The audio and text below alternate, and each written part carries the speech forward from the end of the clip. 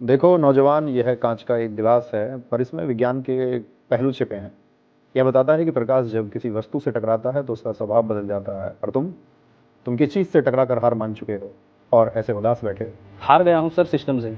मुझे विदेश में जाकर रिसर्च करनी है, नाम कमाना, पर प्रोफेसर मुझे ग्रांट इजाज़त नहीं देंगे, क्योंकि हमारे देश में कॉलेज सिर्फ डिग्री भेजते हैं, ज्ञान नहीं। ज्ञान, तर्क वितर्क, रिसर्च, टेक्नोलॉजी, ऐसी चीज़ों का तो इस देश में कोई अहमियत ही नहीं है। सर मुझे बताइए, आपके पास संसाधन नहीं थे, फिर भी आपने एशिया का पहला विज्ञान का नोबेल जीता। आज हमारे पास संसाधन है, पर इस्तेमाल करने की आज़ादी नहीं। तुम सिस्टम की बात करते हो, मेरा पूरा जीवन उस सिस्टम से लड़ने में गया है। तुम कहते हो आज़ादी नहीं है, और तुम विदेश में जाकर रिसर्च करना चाहते हो।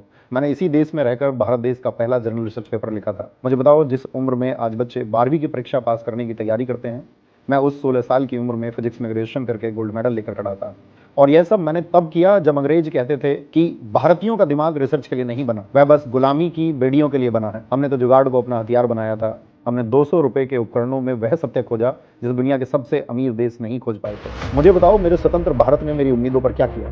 मेरे जाने के बाद क्या विज्ञान को पहली जगह मिली? नहीं सर, यह सबसे बड़ी विडंबना है। हम आज़ादी के दशकों बाद भी रिसर्च और डेवलपमेंट पर अपने जीडीपी का मात्र 0.7% खर्च कर रहे हैं। सर हम चीन और अमेरिका की बात करते हैं कि उन्होंने विज्ञान में महारत हासिल कर लिया, पर हम यह देखना भूल जाते हैं कि वह अपनी जीडीपी का 3 से 4% रिसर्च और टेक्नोलॉजी में खर्च करते हैं। हम छोटी से छोटी टेक्नोलॉजी, हथियार, यहाँ तक कि एआई के सॉफ्टवेयर के लिए भी दूसरे देशों पर निर्भर हैं। सर आप तो आज़ादी के 23 साल बाद तक जिंदा रहे। आपने देखा होगा कि कैसे उस समय आप जैसे महान वैज्ञानिकों के रहते हुए भी सरकारें विज्ञान की मशाल को नहीं थाम पाई। फिर आज के दौर में तो लोग विज्ञान की मशाल की लौ से भी डरते हैं। ऐसे लोग बिजली, सड़क, रेलगाड़ी, स्मार्टफोन को तो इस्तेमाल करते हैं, पर विज्ञान को नकार देते हैं, क्योंकि विज्ञान जब भी उनकी रूढ़िवादी सोच पर हावी होता है तो फिर वह अंधभक्त बन जाते हैं। सर हम आज के दौर में ऐसे भारत में जी रहे हैं जहां लोग कर्म, विज्ञान, तर्क वितर्क की बातों पर भरोसा नहीं करते, बल्कि पर्ची पर लिखी हुई बातों पर भरोसा करते हैं। यानी हमने गोरे शासकों को तो हटाया, पर रूढ़िवादी सोच की गुलामी को नहीं हटा पाए। उठो और यह आलस करना छोड़ो। तुम तर्क वितर्क करने से डरना छोड़ो। तुम प्रोफेसर से, टीचर से क्यों डरते हो?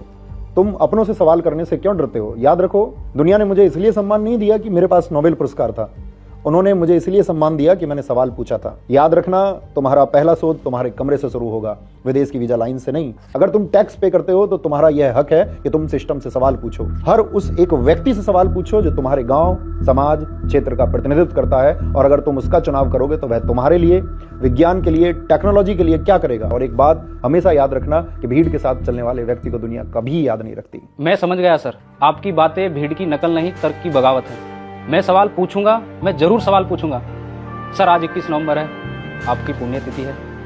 मैं वादा करता हूं कि विज्ञान और तर्क की आपकी विरासत को इस देश का युवा मरने नहीं देगा।